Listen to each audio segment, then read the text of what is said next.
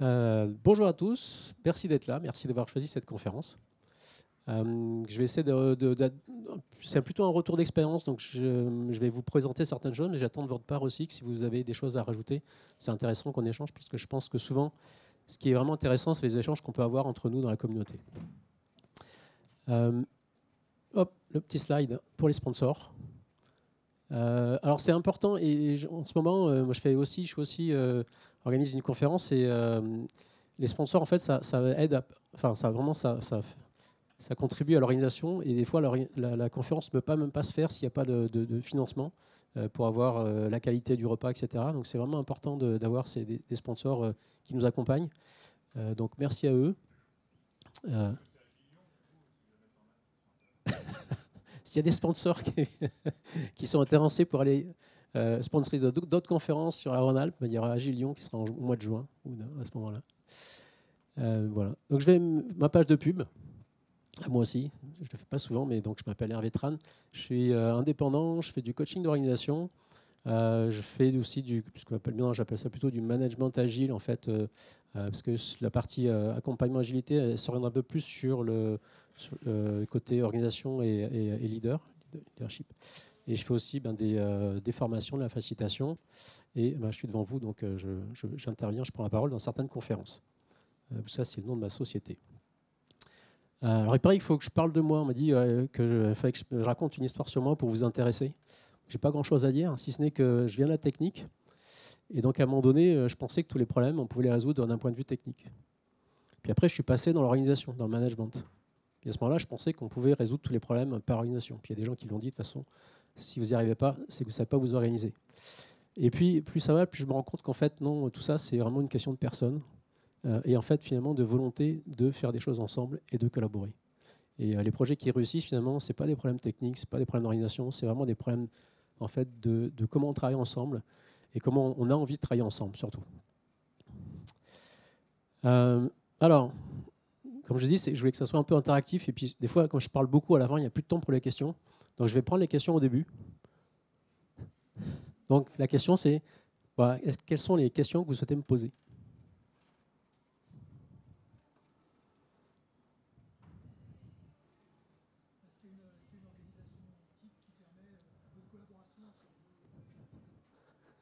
Ok.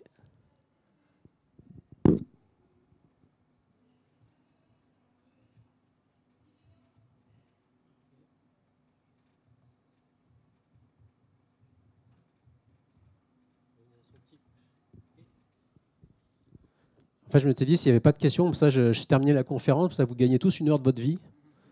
Il n'y a pas mieux de bénéfice, non? Est-ce qu'il y a d'autres questions?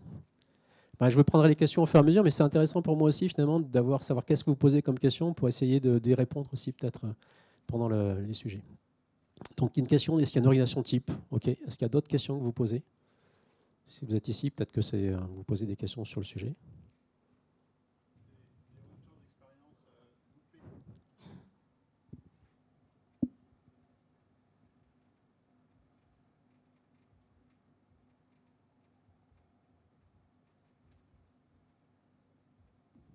Ok. Oui. Quels seraient les 2 ingrédients magiques pour réussir une transformation d'organisation?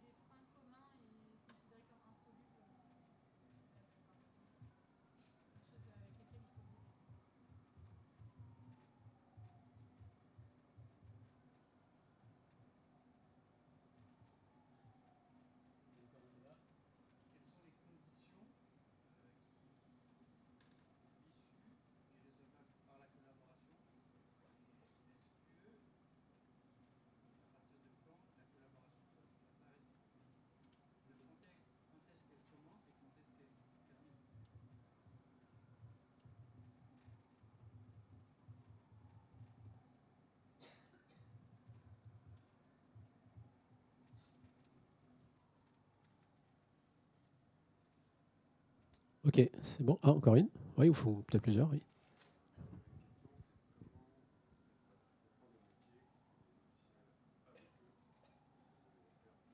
Ok.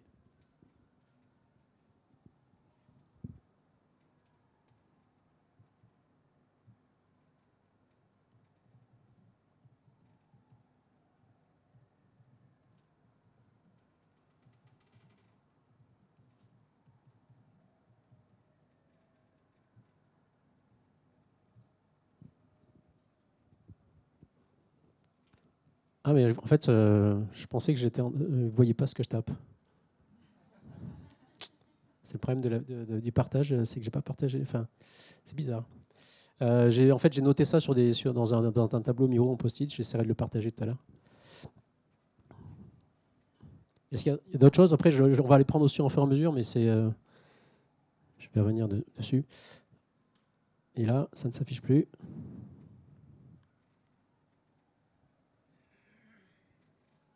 Wow. D'accord. Ça tombe bien parce qu'en fait, maintenant, j'ai plein de sujets pour ma prochaine conférence, parce qu'il y a plein de questions sur lesquelles je ne sais pas répondre. Bon, on va essayer de répondre ensemble et peut-être que finalement, il y a peut-être d'autres personnes dans la salle qui ont aussi des éléments qui vont permettre d'éclairer certaines choses. Et je pense que ce que je dis, c'est intéressant. N'hésitez pas à m'interrompre si jamais vous avez des questions qui vous viennent comme ça. Je pense qu'on va essayer de générer un peu d'interaction. Et alors, il paraît que c'est bien de démarrer par une citation. Donc, j'ai pris une citation, j'ai tapé sur Internet, tiens, une citation sur la collaboration. Je suis tombé sur Henry Ford. Ça va bien, en ce moment, je suis un peu dans le domaine de l'industrie automobile. Donc, il dit « Se réunir est un début, rester ensemble est un progrès, travailler ensemble est la réussite ». C'est pas mal comme citation, je pense que c'est plutôt bien. Mais moi, je vais peut-être la ternir un petit peu, cette citation, parce que c'est quand même Henry Ford, quoi. Enfin, Henry Ford, avec son copain Taylor, ça fait quand même plus d'un siècle, en fait, qui nous ont mis un peu les bâtons dans les roues de la collaboration. Parce que Taylor, en fait, c'est lui qui est à l'origine en fait, du découpage scientifique du travail, des micro-tâches, du découpage, on va dire, ceux qui font, ceux qui conçoivent et ceux qui réalisent, de manière à ce qu'ils n'aient pas à se parler. Hein. Donc, c'est lui qui est aussi à l'origine en fait, du management par la performance. Donc, avec des primes individuelles à la performance. Donc, finalement, si j'en fais plus que mon copain, j'aurai une meilleure prime. Donc, tout ça, en fait, quelque part, pour moi, ça va à l'encontre de tous les aspects de collaboration qu'on peut avoir, hein, finalement, vraiment d'être dans une tâche qui est vraiment très, très individualisée, qui est en fait où je fais toujours la même chose. Voilà, les cols blancs, les cols bleus, on a toujours un petit peu là-dedans aujourd'hui et on va le voir sur les gens qui conçoivent, qui pensent, et les gens qui vont réaliser. Et je pense qu'aujourd'hui, on a tombé un petit peu là-dedans, dans la partie développement logiciel, où on a le métier qui est là pour concevoir en fait, et réaliser finalement ce dont ils ont besoin. Et puis finalement, on a l'école bleue. Aujourd'hui, c'est peut-être les t-shirts bleus avec les devs en fait, qui sont en train de coder. Et on ne leur demande pas toujours en fait, leur avis sur ce qu'on devrait faire. Donc voilà, peut-être une citation un peu noire. Et alors, forcément, c'est une conférence sur la collaboration. La première chose que je me demande, mais pourquoi collaborer en fait? Et comme ça, pareil, hop, je termine la conférence. Ici, on n'a pas besoin de collaborer. En fait, on a plein de raisons de ne pas collaborer. Enfin, collaborer, ce n'est pas naturel du tout, de mon point de vue. Et on n'est pas éduqué pour collaborer. On est plutôt éduqué pour, finalement, être un peu dans la compétition. Dès l'école, ça commence par les notes. Donc, en fait, c'est bien que j'ai une meilleure note que mon copain. Puis après, on a les concours. Les concours, c'est pareil. Concours, c'est assez individuel. Hein. Vous ne préparez pas votre concours à plusieurs. Alors, si maintenant on est ensemble, etc., mais c'est toujours le concours, si je fais mieux que l'autre, eh ben, j'aurai une meilleure position qu'un tel. Et on est tout le temps comme ça, en fait, tout le temps dans notre société. On est tout le temps en fait en compétition avec d'autres personnes. Dans les entreprises, dans les organisations, etc. On est tout le temps en compétition. Ce qui ne nous amène pas naturellement à collaborer. Donc c'est normal qu'on ne sache pas collaborer. En fait, on ne nous a jamais appris à collaborer. Alors maintenant, un tout petit peu à l'école, effectivement, on commence à faire travailler les enfants en projet. Et on se rend compte que ce n'est pas facile, d'ailleurs. Et après, les étudiants aussi, on les met en mode projet, mais j'ai discuté avec des étudiants, j'ai fait un peu d'enseignement aussi là-dessus, et en fait, ils disent, les étudiants, pour nous apprendre que bon, on nous met ensemble et on dit débrouillez-vous. Alors, ce qui se passe, c'est qu'il y en a un ou deux qui font tout le job, et puis les autres, ils font rien. Ça vous parle? Je vois des têtes qui se lèvent. C'est un peu comme dans les équipes? Non, peut-être pas. Non. Donc la question, c'est pourquoi collaborer, en fait? Et dans collaborer, si on regarde un petit peu, déjà, collaborer, d'où ça vient, c'est collaborer, c'est travailler ensemble. Donc la définition que j'ai trouvée, c'est travailler, participer avec un ou plusieurs autres personnes à une œuvre commune. Qu'est-ce que c'est qu'une œuvre commune? Et ça, je pense qu'on a un petit peu oublié de ce que sont les communs. Quand on est dans une communauté, c'est quoi un commun? Un commun, par exemple, c'est un lavoir, c'est un puits, c'est quelque chose en fait qui sert à tous dans la communauté. Donc chacun a intérêt à entretenir les communs pour son bénéfice personnel. Si vous n'entretenez pas le lavoir ou le puits, vous commencez à avoir de l'eau verdâtre et puis à la fin, ça termine en ruine. Et ça, je pense qu'on l'a un petit peu oublié aussi, de dire dans nos organisations, en fait, on travaille à un objectif commun, à une œuvre commune, mais on a chacun un bénéfice à faire en sorte que ça marche. Et on a aussi chacun une responsabilité à faire en sorte que ça marche. Parce que sinon, le commun, il termine en ruine. Donc ça peut être le commun, ça peut être l'organisation qui supporte vos salaires, etc., qui vous permet d'avoir la vie que vous voulez avoir. Et ça, je pense, c'est vraiment quelque chose qu'on oublie sur cette notion de commun, de dire on a tous, en fait, un intérêt à l'entretenir, ces communs, et on a une responsabilité à le faire. Alors, si on dit pourquoi collaborer, c'est quoi les autres modes de travailler ensemble, je dirais. Qu'est-ce qu'on pourrait avoir comme autre mode de fonctionnement? On pourrait coopérer. D'accord. Coopérer, petite définition, agir conjointement avec quelqu'un en vue de quelque chose. Donc chacun réalise une partie des tâches. Là, on a une notion de partage de responsabilité des tâches. Donc un tel fait ça, toi tu es responsable de ça, moi je suis responsable de pas. Alors que dans la collaboration, il y a une notion de responsabilité collective. Alors souvent, quand je parle de responsabilité collective, on dit « ouais, mais si tout le monde est responsable, personne n'est responsable ». Je ne suis pas d'accord avec ça. Parce qu'il y a vraiment cette notion de responsabilité, je pense, collective, qui est en haut. On a tous une responsabilité à entretenir le commun, ce qu'on va faire ensemble. Et je ne sais pas, chacun, j'ai fait ma part, ce n'est pas ma faute, en fait, c'est un tel qui n'a pas fait son job. Qu'est-ce qu'on peut avoir comme autre mode de fonctionnement? On pourrait tout simplement se coordonner. D'accord. Se coordonner, on a des choses à faire ensemble. Toi, tu fais ça, je fais ça, ok.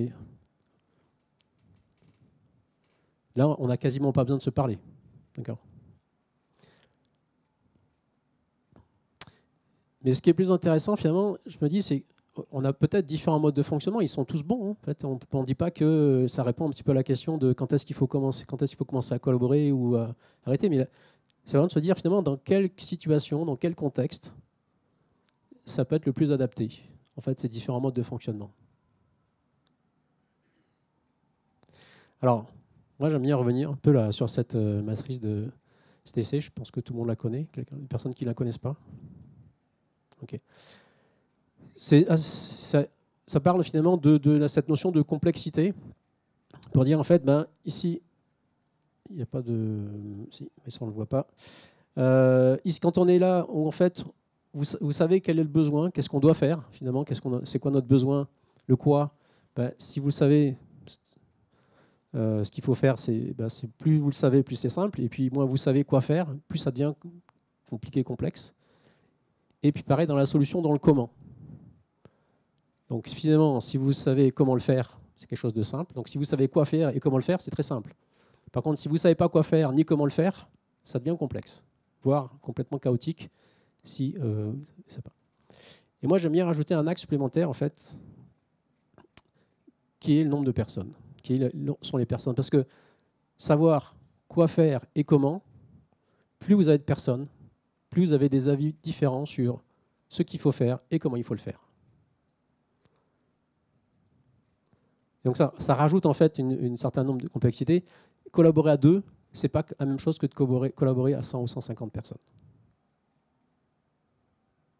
La question à se poser, c'est est-ce qu'on a besoin de le faire? Est-ce qu'on a besoin de collaborer à 100 ou 150?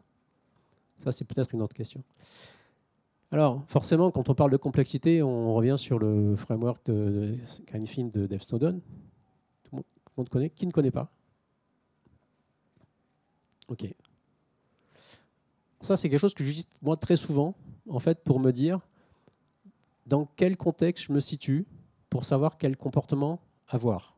Je ne vais pas rentrer forcément dans le modèle, parce qu'en fait, il explique si vous êtes dans quelque chose qui est simple, donc c'est clair, finalement, on ne se pose pas de questions, finalement, on va chercher les meilleures pratiques et on le fait. Si on est dans quelque chose qui est compliqué, je simplifie, hein. On va plutôt faire venir des experts, on va faire des analyses, et puis les experts vont nous dire comment faire, et on va trouver la bonne solution pour le faire. Donc on est plutôt dans les bonnes pratiques à faire. Par contre, si on est dans le complexe, à droite, en fait, il y a une relation de cause à effet. À gauche, il n'y a pas de relation de cause à effet. Donc, en fait, quand on fait quelque chose, on ne sait pas quel va être le résultat. Et les experts ne le savent pas non plus. Donc, en fait, faire des analyses ne sert à rien. Alors, petite parenthèse, moi j'aime bien, c'est quand on arrive, nous, on accompagne des organisations, on nous dit ouais, c'est très complexe et on va commencer par faire un audit, une analyse. Je me dis, mais ça ne sert pas à grand-chose, en fait. Donc, quand on est dans le domaine complexe, effectivement, ce qu'il propose Dave Snowden, c'est de dire on est plutôt sur des pratiques émergentes, on va faire des expérimentations, on va tester, on va expérimenter, voir quels résultats on a, et puis en fait, on va s'adapter en fonction du résultat de l'expérimentation. Et puis dans le domaine chaotique, là, on est complètement découpé. Alors, Dave Snowden, il utilise ça à des cadres au niveau des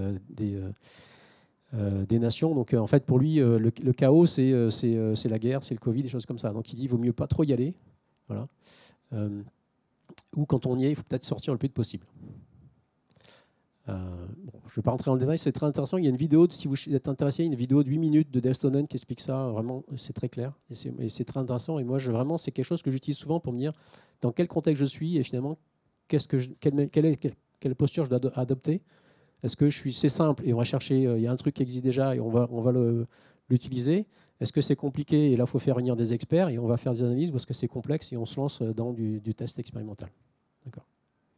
Mais en fait, je me suis dit, tiens, on peut l'utiliser, ce modèle-là, en fait, avec sur nos modes de fonctionnement ensemble. Peut-être que quand c'est simple, quand c'est clair, on a juste besoin de se coordonner.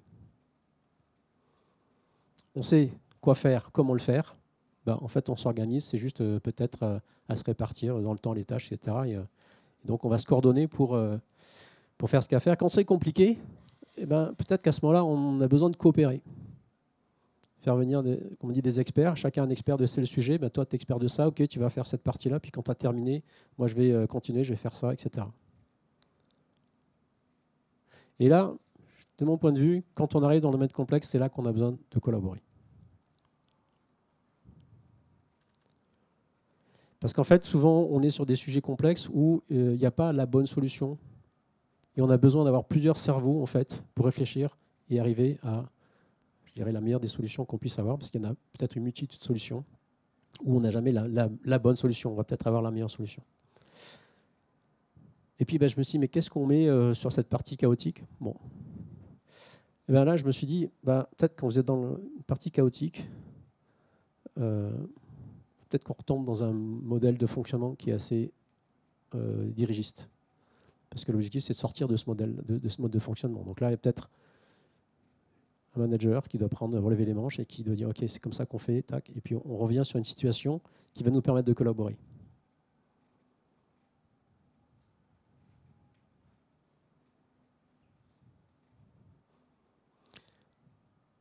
C'est bon, des questions là-dessus? C'est bon.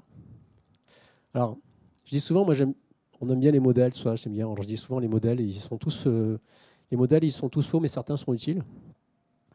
Et j'aime bien jouer avec. Et j'aime bien jouer avec plusieurs modèles. Et donc, je me suis dit, tiens, mais avec ça, en fait, je pourrais peut-être rajouter des couleurs.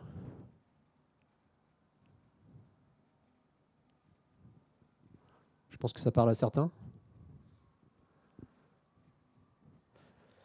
Et je me suis dit, finalement, si on reprend le disque, peut-être qu'il faut le tourner un peu. Hop. Et finalement, ça colle pas mal. Donc finalement, je me dis, le framework de Dev Snowden, qui me permet d'identifier dans quel contexte je suis, si je couple ça avec mes modèles, avec les façons de travailler ensemble, je dirais, donc est-ce que je suis en mode collaboration, coopération ou coordination, et peut-être même un style de comportement adapté quand je suis dans tel modèle. Est-ce que finalement, si on essaie simple, donc je ne sais pas si vous connaissez le modèle DISC, en fait, là on est sur la partie consciencieux, ben, c'est quelqu'un qui va être vraiment dans l'organisation, et j'ai peut-être juste à organiser les choses, et c'est OK, donc on sait quoi faire, c'est facile. Et chacun sait ce qu'il a à faire, on a juste besoin de coordonner les choses. Quand on a besoin de coopérer, ben, il faut peut-être que je sois plus dans le relationnel. J'ai des experts qui vont peut-être discuter, ça va être des choses un peu compliquées. Il faut peut-être que je sois là plutôt pour mettre de l'huile dans les rouages et faire en sorte que les gens se parlent et communiquent. Et puis, oui.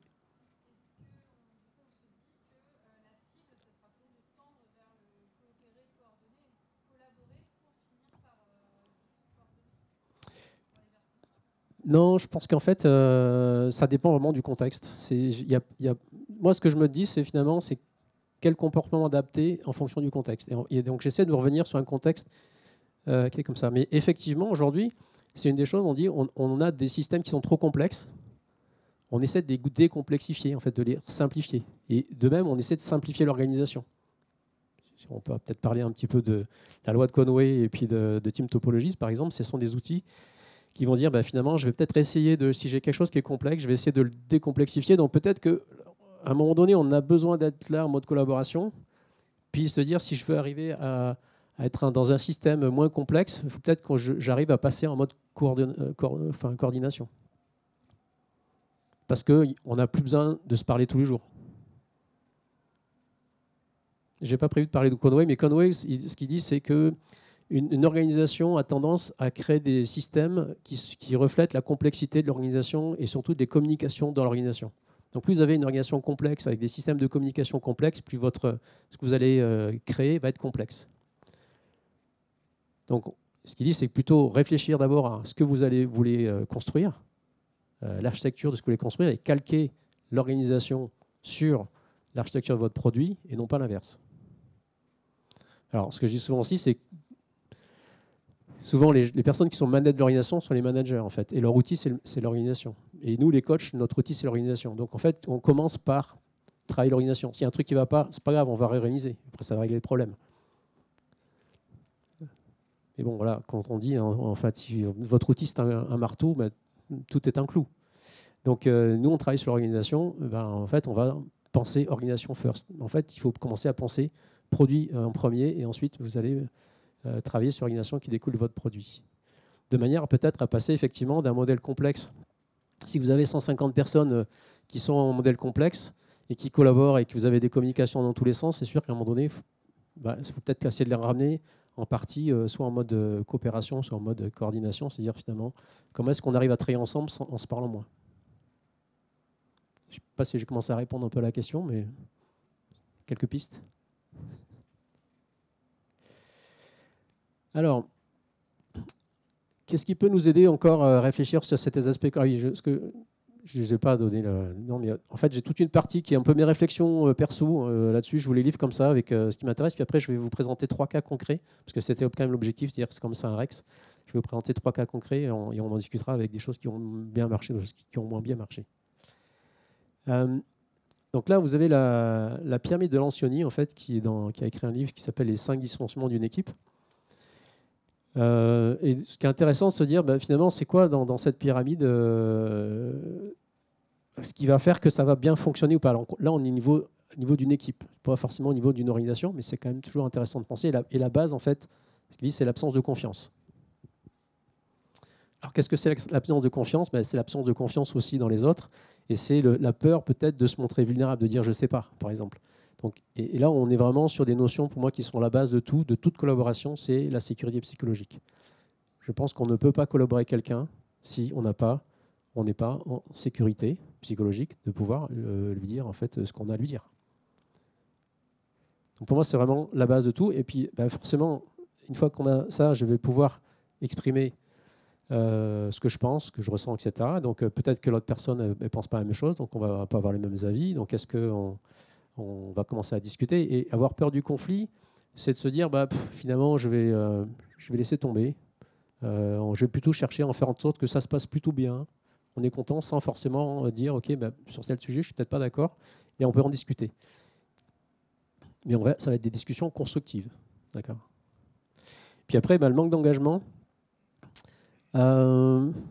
c'est de dire ouais, ok, bah, voilà, quand on vous demande de dire est-ce qu'on peut le faire, oui, oui, on peut le faire. Et puis bah, après, derrière, de toute façon, on verra bien. Hein. De toute façon, les délais sont toujours trop courts, on nous demande toujours ça, donc on va dire oui, puis comme ça, on nous laisse tranquille, et puis on verra bien à la fin, finalement, quand est-ce qu'on va être capable de livrer. Ça, c'est le manque d'engagement. Donc l'engagement, c'est vraiment de se dire, ok, est-ce qu'on est en capacité de le faire voilà. Et donc, il y a cette notion de responsabilité qui est de dire, j'ai la responsabilité de dire quand ça va, que je pense que oui, on est capable ou on n'est pas capable, mais j'ai aussi la responsabilité, quand il y a des choses qui ne fonctionnent pas, en fait, de le dire, et peut-être de le dire à des collègues, dire, bah, tiens, finalement, dans notre fonctionnement collectif, il y a peut-être des comportements qui ne sont pas constructifs. Et la peur de l'évitement des responsabilités, c'est ça, c'est peut-être de ne pas oser dire à quelqu'un que peut-être que la façon dont il fonctionne ou qu'il fait telle chose, c'est peut-être pas constructif ou ça pourrait être fait différemment. Et la dernière partie, une attention au résultat de l'équipe. C'est plus de dire, ok, moi ce qui m'intéresse, c'est mon résultat perso. Après les résultats de l'équipe, c'est pas bien grave. Dans la mesure où moi, en fait, je suis bien noté et que j'ai mon augmentation, les autres, on s'en fout un peu. D'accord. Donc pour moi, vraiment, ce qui est la base en fait de tout ça, c'est en fait l'absence de confiance. Si vous n'avez pas la confiance au départ, vous ne pouvez rien construire au-dessus. Et là, vraiment, la difficulté pour passer en mode de collaboration, c'est comment on arrive à construire cette confiance-là. Je vais essayer de vous donner quelques pistes tout à l'heure, par des exemples. Et on verra si vous avez des avis aussi là-dessus. Une autre chose qu'on peut utiliser aussi, je trouvais intéressant, c'est dans le livre de Bill Treasurer, là, c'est ce qu'il appelle ça les 3 buckets, les 3 types de courage. C'est un peu la même chose, finalement. Le courage d'essayer, c'est oser faire des choses, en fait, faire une action, etc. Donc, quand on est dans un collectif, est-ce que j'ose finalement prendre l'initiative de faire quelque chose? C'est pareil, pour oser prendre l'initiative, il faut que je sois en confiance et que j'ai une certaine sécurité psychologique. D'ailleurs, le deuxième sujet, c'est ça, hein, le courage de faire confiance aux autres. J'accepte finalement de déléguer que d'autres fassent quelque chose qu'ils ne vont pas forcément le faire comme moi je l'aurais fait. Mais ok, c'est ok. J'accepte ça et j'ai le courage en fait de faire confiance aux autres pour dire qu'ils vont. Et puis le courage d'exprimer sa véritable opinion. Ça rejoint un petit peu ce que disait Lancioni sur le fait d'exprimer son opinion et d'aller sur le conflit. Mais la difficulté, quand on s'exprime, c'est qu'en fait, dans la communication, c'est encore compliqué. Vous connaissez cette phrase d'Alfred Korzybski qui dit « La carte n'est pas le territoire », c'est en fait, on a tous une représentation mentale de la réalité. Et chacun a une représentation différente. Et en particulier, donc, Korzybski, c'est le père de la sémantique générale. Et ce qu'il disait, c'est que les mots, en fait, n'ont pas de signification fixe. La signification du mot dépend du contexte. Et chaque personne peut être dans un contexte différent. Donc, quand je dis un mot, l'autre personne peut le comprendre complètement différemment. Donc, c'est bien beau dire, on doit tous s'exprimer, etc. Mais même quand je m'exprime, je vais peut-être dire quelque chose et l'autre personne n'a pas du tout compris la même chose. Alors, si vous rajoutez en plus de ça de la distance, du multiculturel, travailler avec des personnes qui sont à l'étranger, ça devient, dans une langue en plus étrangère, ça devient encore plus compliqué. Donc cette notion de communication aussi est importante. Et ce que propose Korzybski, c'était de dire, en fait, j'ai besoin de repréciser souvent ce que je veux dire. Je vais essayer de clarifier très souvent ce que je veux dire. Donc ça, c'est pareil, pour moi, c'est une chose de dire, quand on veut commencer à s'entendre, c'est vérifier qu'on a bien compris la même chose.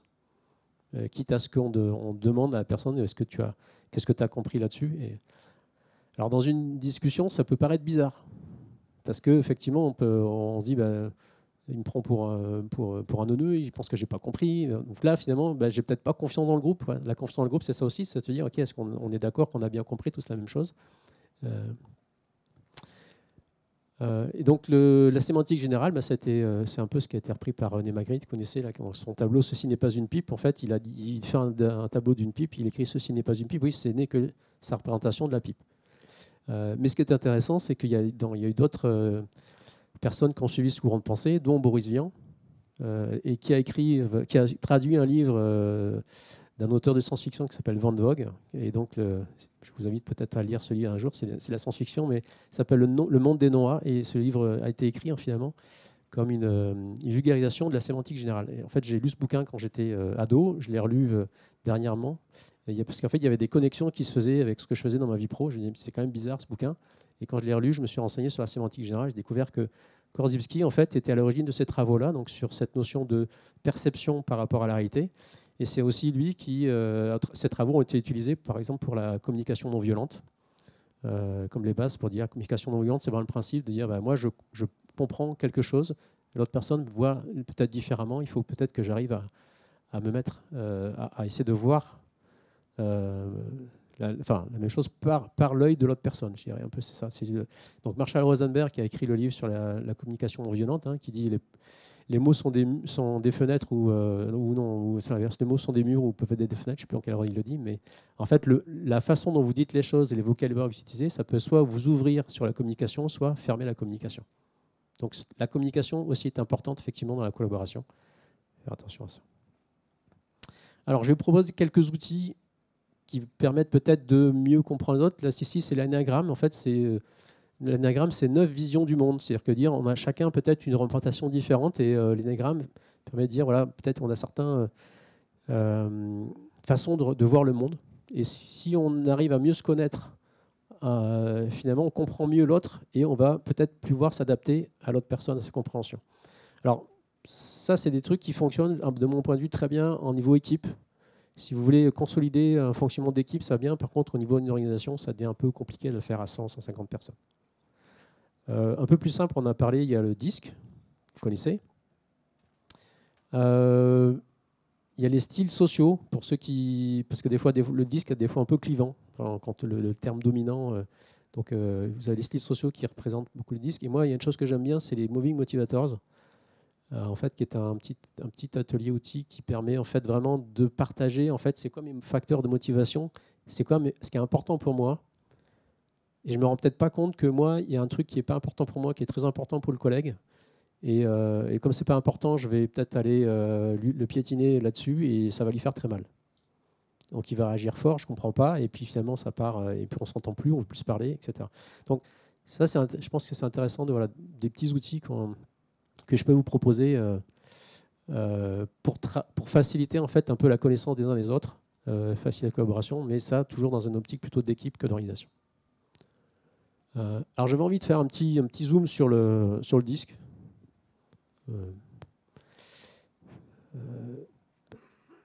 Parce qu'en fait, souvent quand quelque chose, je me dis mais ça vient d'où ce truc-là en fait. Et donc j'ai cherché un petit peu à savoir d'où venait le disque. En fait, le disque, il a été créé par une personne qui s'appelle William Marston en 1928. C'est pas récent, sauf qu'il ne l'a pas exploité. Donc ça, c'est une copie, parce que j'ai fait des recherches sur une banque d'archives en ligne où vous avez scanné des bouquins. Donc j'ai trouvé le bouquin, j'ai fait une screenshot du livre, de la page du livre qui est comme ça. On se rend compte que ce n'est pas les mêmes couleurs, en fait, déjà au début. Et puis, ce qui était intéressant, je vais dire après. Donc c'est dans son livre qui s'appelle L'Emotion of Normal People. Et Marston, c'est intéressant parce qu'il était chercheur. C'est lui qui était aussi, il a travaillé sur un sérum pas sérum de vérité, mais pour détecter en fait les mensonges avec la pression artérielle. Donc il travaillait au niveau des jurys pour essayer de voir si les personnes mentent ou pas.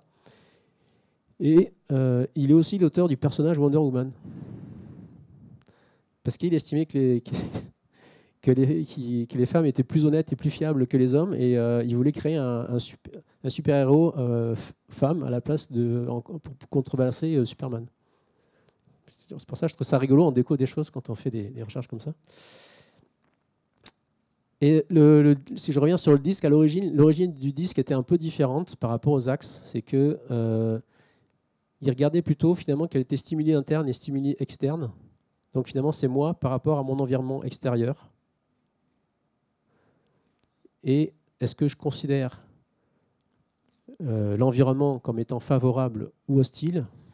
Et est-ce que je suis plus fort que l'environnement ou est-ce que l'environnement est plus fort que moi?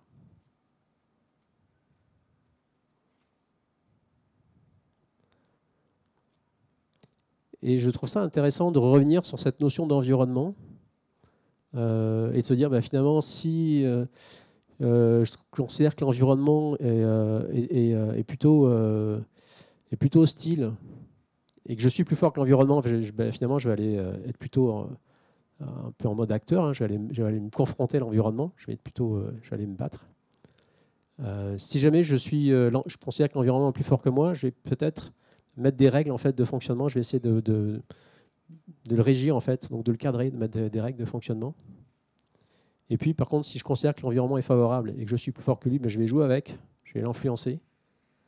Et inversement, si l'environnement est plus fort que moi, je vais peut-être essayer de me créer un environnement plutôt confortable, sécuritaire. C'est intéressant de réfléchir aussi dans les équipes comment chacun fonctionne. Alors, on a besoin forcément de toutes ces couleurs. On a toutes ces couleurs-là. Et moi, j'invite toujours les gens, en fait, c'est de jouer avec vos couleurs. Donc, si vous reconnectez avec le premier schéma de comment, en fonction de si on est sur un domaine simple, compliqué, complexe, ça peut être une proposition de se dire, si je me dis je suis dans tel environnement, je vais peut-être adopter telle posture. Je prends un exemple, quand j'accompagne et que je me dis, tiens, finalement, ces trucs-là, c'est simple, je vais surtout essayer de laisser les choses se faire. Je vais prendre un pas de recul, je vais laisser les personnes s'organiser. Et je vérifie juste que c'est bien ordonné, coordonné. Si jamais j'arrive plutôt dans quelque chose de complexe, je vais peut-être essayer de prendre une casquette plutôt jaune et générer de l'innovation, mobiliser, etc., pour faire en sorte qu'on soit dans l'expérimentation. OK. Bon, ceci est un petit schéma pour dire, pour moi, en fait, tout ça, c'est un équilibre avec des intérêts et des responsabilités. Donc, moi, en tant qu'individu, dans mon service, mon équipe, et vis-à-vis de l'organisation.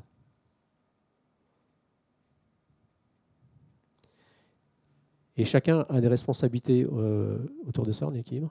Et ça s'inscrit dans un cadre triangulaire, de mon point de vue, qui tourne autour de la responsabilisation de chacune des parties, donc chacun en tant qu'individu, équipe, organisation, mais aussi de l'autonomie à laisser là-dedans et de la motivation, parce qu'en fait, il y a vraiment cette notion d'envie de faire les choses qui va permettre de déclencher tout ça. Je ne sais pas trop où j'en suis. J'ai l'impression qu'il ne me reste plus beaucoup de temps.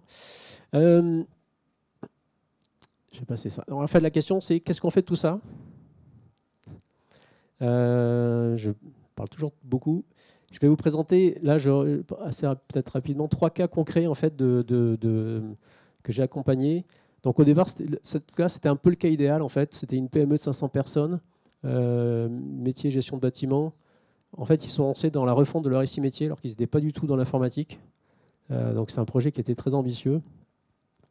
Par contre, l'avantage, c'est qu'ils avaient le métier qui était impliqué dès le départ dans la conception. Donc ils ont tout de suite, et puis ils faisaient beaucoup d'ateliers en impliquant les personnes du métier.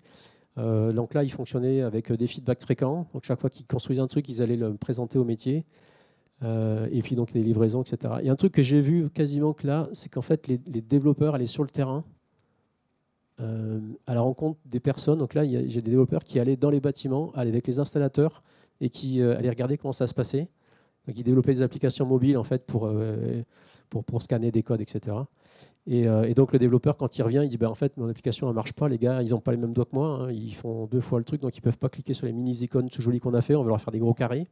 Et puis ils faisaient ça, et le lendemain, c'était corrigé, et ça repartait. Et en fait, il y avait un contact incroyable en fait, entre les vrais utilisateurs et le développeur, parce que c'était vraiment direct, quoi.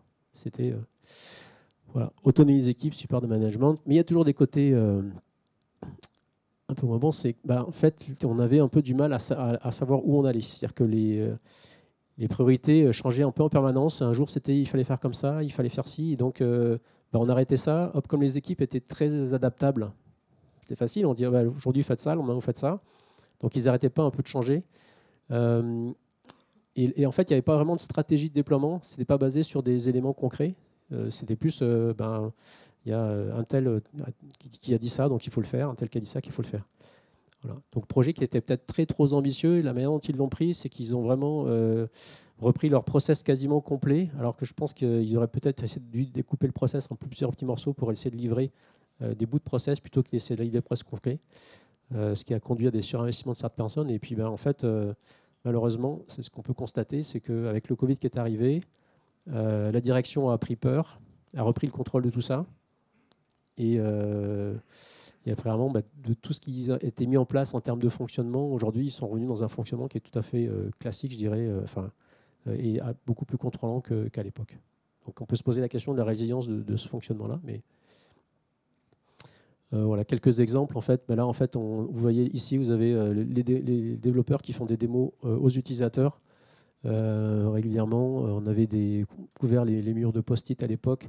Il y avait différentes équipes qui, justement, alors on avait des fonctionnements par équipe qui se coordonnaient avec des tableaux par équipe et puis une vision plus globale ici, sur la partie coordination entre équipes, en disant, voilà, en fait, tant que c'est vert, j'impacte pas les autres équipes. Quand je rentre dans le rouge, c'est que je vais commencer à impacter d'autres équipes, donc il faut peut-être que j'aille voir avec eux comment on s'organise. Et puis là-bas, j'ai trouvé ça sympa, c'est le mur des merci. Ça contribue aussi à la collaboration. C'est un tel m'a aidé dans mon job, en fait, je vais lui mettre un petit mot à côté de la machine à café. C'est sympa. Et puis, c'était affiché pour tous. Si vous avez des questions là-dessus, n'hésitez pas. Okay. Un autre exemple, là, complètement différent, dans un grand groupe industriel. Et sur un... Donc, c'était qu'une seule équipe projet, mais c'était un process RH qui était un peu critique. Donc, c'était assez urgent. On m'a demandé de le faire en 6 mois, avec un fort impact. Ça impactait juste 60 000 cadres du groupe. Donc beaucoup de pression en direction. Alors là, en fait, au départ, les managers n'étaient pas du tout alignés. Dans le groupe, en fait, il y avait la moitié des... Enfin, quand je parle des groupes, c'était les top managers. En fait, il y a la moitié, parce qu'on avait fait un sondage disant est-ce qu'on y va, on n'y va pas, parce qu'il fallait le faire pour la fin de l'année. Donc si on n'y allait pas là, ça reportait à l'année suivante. Et donc la moitié avait dit on y va, l'autre moitié on dit on n'y va pas. Alors qu'est-ce qu'on fait ? Et puis on a démarré, en fait, on n'avait pas d'équipe. Donc il a fallu constituer aussi l'équipe.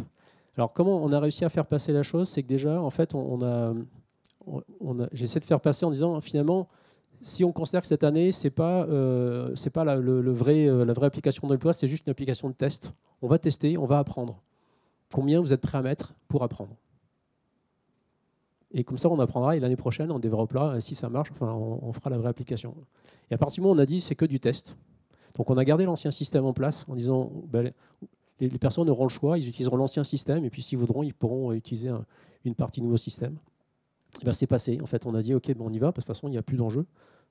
Si jamais ça ne marche pas, on utilise l'ancien système. Voilà. Et donc, c'est comme ça qu'on a avancé. On avait l'avantage de ça, c'est qu'on avait dans l'équipe projet qui a été constituée, on avait des représentants de tous les métiers. Et en fait, finalement, la technique n'était pas la problématique. À partir du moment où on a validé des hypothèses techniques qui posaient des problèmes assez tôt, on a montré qu'on savait faire, donc on a commencé à construire des maquettes, etc. En fait, ça rassurait tout le monde. Et le problème n'était plus la technique, le problème était comment je gère le changement, parce que j'impacte en fait 60 000 personnes. Ce qui a été fait aussi, c'est qu'en fait, on a beaucoup maquetté, intégré l'UX. Et au début, dans l'équipe, il y a des personnes qui disent non, mais l'UX, en fait, on n'en veut pas, ça nous ralentit, ça ne sert à rien. Donc déjà, des tensions dans l'équipe au départ entre des différents profils. Et puis, au bout de quelques semaines, quelques mois, en fait, quand vous commencez à entendre des personnes qui demandent à l'autre personne qu'est-ce que tu en penses, en fait, vous savez que vous avez gagné un petit peu là-dessus.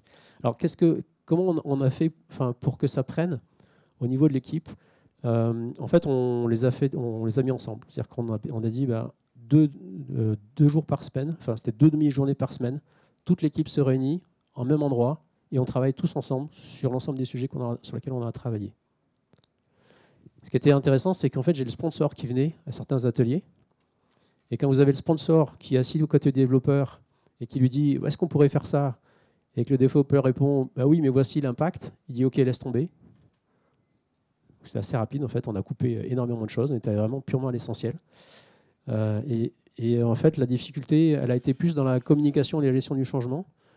Et on a invité tout le monde à participer à tout. C'est-à-dire quand on avait des ateliers gestion du changement, ben on nous disait s'il y a des développeurs qui veulent venir, vous participez, vous avez donné votre avis là-dessus. Il y aura forcément un expert en fait, du sujet, mais chacun participait. Donc tout le monde s'est vraiment senti, je pense, intégré sur l'ensemble des activités du projet. Je peux vous présenter ça. Ah oui, donc au départ, quand j'avais utilisé un petit peu ce canevas, là, le manifeste du slow thinking, parce que même dans l'équipe, c'était un peu tendu au départ.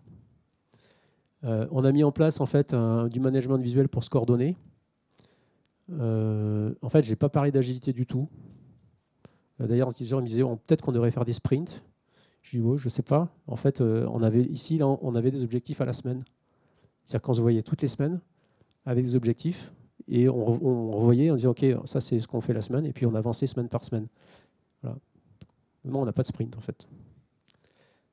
Voilà, donc ça c'était le tableau. Ici c'était la partie communication et puis en bas pareil à donner la visibilité sur l'ensemble. Ici on avait la visibilité sur tout ce qui était fait au niveau des différentes. Donc il y a la partie UX, la partie dev, la partie change, la partie communication. En fait tout était en visibilité de tout le monde. Et puis on était là, donc le métier il disait des fois ouais mais faut quand même qu'on ait un outil pour gérer ce truc-là. Donc on dit on va peut-être utiliser Microsoft Project. Sauf que le temps de l'avoir, d'avoir les licences. Et en fait, le projet avançait tellement vite qu'on n'arrivait pas à rentrer les infos dans Microsoft Project. Donc à un moment donné, on dit bon, on laisse tomber. Moi, j'ai proposé de faire un petit truc comme ça sur Miro. Ça allait bien à tout le monde. Et puis, on a géré le projet comme ça. Le projet a été fait dans les temps.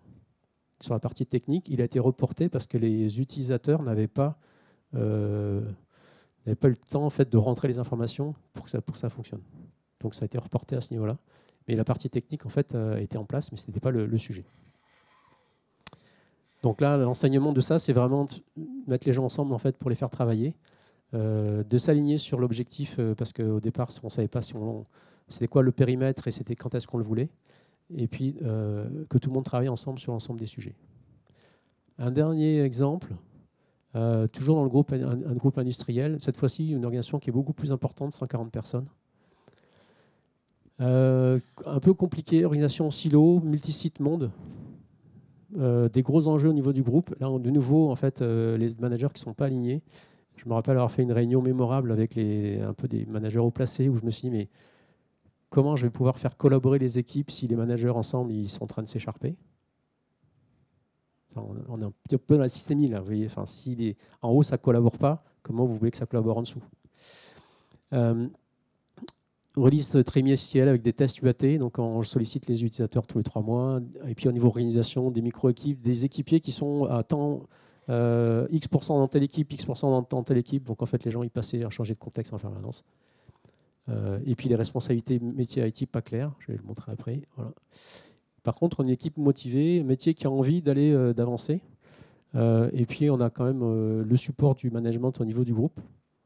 Et on a lancé ce qu'on appelle une transformation sur la partie approche produit qui a permis en fait, de revenir sur des choses un peu plus carrées. Pour vous montrer ce que ça peut donner. Voilà. C'était un exemple en fait, de fonctionnement. Donc, vous avez l'utilisateur, vous avez le client, c'est celui qui paye.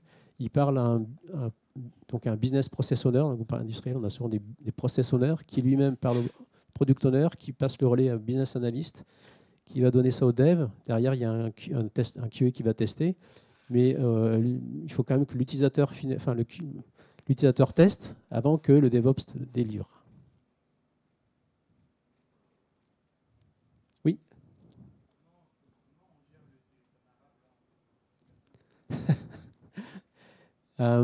Justement, en fait, la question, c'est de ramener sur qu'est-ce que vous voulez faire ensemble.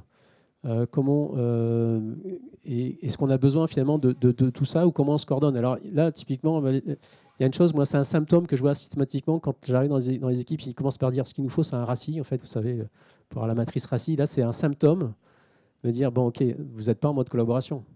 Vous voulez en fait répartir la responsabilité, vous êtes plutôt en mode coopération. Est-ce que ça correspond? Est-ce que ça va? C'est ok, ça ne me pose pas ce problème. Par contre, si vous voulez vraiment collaborer, il faut changer de façon. Donc là, c'est de se dire, ok, il y a peut-être un périmètre, mais les périmètres, on va les laisser un peu plus flous et on va laisser les personnes finalement être intelligentes et s'organiser entre elles. Donc, pour pas dire bah, finalement on n'a plus besoin d'un tel, un tel. Est-ce que toi tu pourrais pas aider un tel ou un tel à faire un peu son job, etc. Et puis petit à petit, en fait, on va peut-être se rendre compte qu'on a peut-être besoin de moins de personnes. D'accord. Voilà. Donc, juste pour terminer, ici, on a pareil du management visuel, et puis on a utilisé Team Topologies pour commencer justement à réorganiser, restructurer un petit peu les équipes de manière à ce que ça soit plus clair en termes de responsabilité. Et de travailler sur les modes d'interaction. Justement, là, on est plutôt dans le fait de limiter les interactions. Oui? Non? Pas de question. J'ai l'impression que je suis très en retard. Juste pour terminer, en fait, il y a quand même quelque chose qui est très positif, c'est quand vous voyez ça. Ah, peut-être pas beaucoup de son, mais...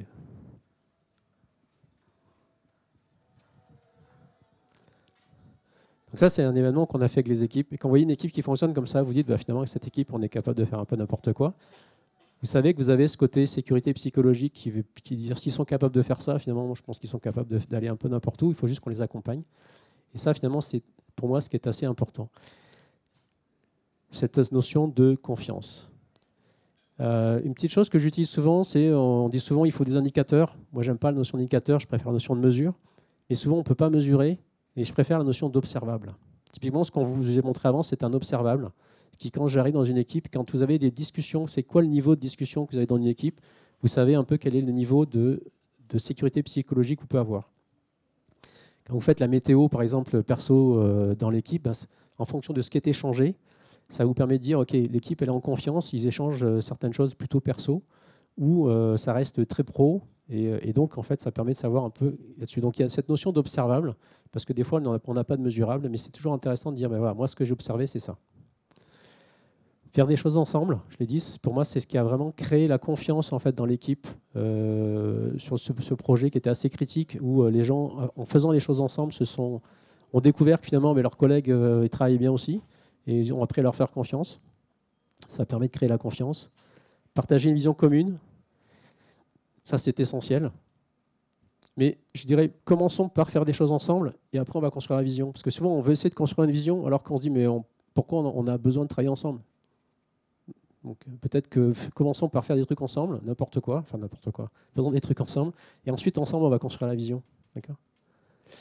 Limiter l'enjeu, s'autoriser à expérimenter, je l'ai dit tout à l'heure, c'est vraiment ce qui a permis aussi de faire baisser le stress pour tout le monde et de dire ok, on ose y aller, parce que si vous avez beaucoup d'enjeux, ça c'est vraiment, pour moi c'est vraiment important, le fait d'oser faire quelque chose. Si jamais vous avez un enjeu qui est très important, en fait, vous n'allez jamais oser y aller. Donc comment vous arrivez à baisser l'enjeu? Et là vous avez besoin de bosser avec les managers, en fait, de bosser avec le management de la direction pour avoir un support. Typiquement, sur la transformation que j'ai fait, j'ai commencé par dire ok, on va avancer la transformation, on sait qu'on va baisser la productivité. Est-ce que c'est ok? Est-ce qu'on peut le faire maintenant? Donc on était allé discuter avec le business, par exemple, pour dire est-ce que c'est ok? Est-ce que c'est pas gênant si on sait qu'on va livrer moins qu'avant parce qu'on est en train de se transformer? Montrer ce qui a été fait, ça rajoute énormément de la confiance. En fait, la confiance, elle se crée en disant ok, voilà, je te dis que je fais un truc, je le fais, je te montre ce que j'ai fait. C'est peut-être pas tout à fait, c'est pas encore peut-être pas le truc idéal, mais voici ce que je fais. Puis la première fois, c'est un peu mieux, puis c'est un peu mieux. Ça, c'est vraiment le truc. Enfin, montrer ce que vous faites, montrer que ça avance, ça rassure tout le monde. Pareil, on a fait ça. La technique, c'était plus un problème. On savait que la technique allait aller plus vite finalement que les besoins métiers. Bon, invalider les hypothèses listées, c'est ce que je l'ai déjà un peu dit. Et puis impliquer toute l'équipe sur tous les sujets dans une équipe. Dans une équipe, hein, pas sur une organisation. Okay.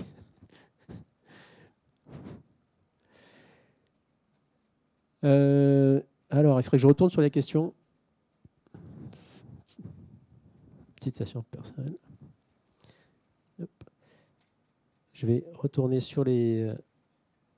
Est-ce que j'ai un peu de temps pour les... Non, je crois qu'il n'y a plus de temps pour les questions. Organisation type. Je ne pense pas qu'il y ait vraiment d'organisation type. En fait, c'est vraiment... en fait, à chacun de trouver l'organisation qui convient en fonction du contexte. Donc, c'est le contexte, nombre de personnes, que vous êtes colocalisé, pas localisé. Et je pense qu'en fait, la collaboration ne dépend pas de l'organisation, en fait. C'est-à-dire qu'on peut très bien collaborer en étant dans une organisation complètement différente. Moi, je suis indépendant et je collabore avec n'importe quelle organisation. Le REX raté, bon, il y a des choses qui ne fonctionnent pas forcément bien. 2 ingrédients, la transfo d'orga, je pense que j'en ai dit pas mal de choses déjà. Il y a le côté donner envie. Là, sur l'équipe, vous voyez, qui fait en fait, on a fait un gros événement. Donc, eux, ils sont en Inde. Donc, on est allé en Inde. On a fait cet événement-là. On leur a confié toute une partie. Enfin, on a senti qu'il y avait un changement, en fait, de ce côté motivation quand on leur a dit, mais c'est votre transformation. C'est pas une transformation qui est poussée par le management. On va vous aider à y aller. Par contre, c'est à vous de vous prendre en main, enfin de le faire, quoi. Et en fait, on a senti vraiment un shift en termes de motivation là-dessus. Les freins communs insolubles, je ne sais pas trop. Insolubles, si les gens ne parlent pas le même langage du tout, peut-être qu'on ne va pas réussir à collaborer. Quand est-ce que ça commence et ça finit? J'ai essayé de répondre. Je pense qu'en fait, c'est fait de se poser la question de quel mode de fonctionnement ensemble on doit faire. Est-ce qu'on doit plutôt collaborer, coopérer ou peut-être juste se coordonner? Et il y avait la question comment, pour faire un logiciel, faire le logiciel avec eux et pas pour eux. En fait, je pense que c'est aussi d'impliquer les gens du métier en fait, dans tous ces événements. Là, en fait, ce que je vous ai parlé souvent, c'est qu'on avait les personnes du métier qui étaient présentes. Et en fait, ils sont impliqués au même titre que les coéquipiers, en fait, sur les différents événements, la réflexion, etc. Et en fait, finalement, c'est une équipe, il n'y a pas de différence. Ils sont vraiment... enfin, est-ce que j'ai répondu à peu près très très vite à toutes les questions? Finalement, je suis retombé encore dans mon piège que même si je prends les questions au début, je n'arrive pas à les traiter à la fin. Merci pour votre attention.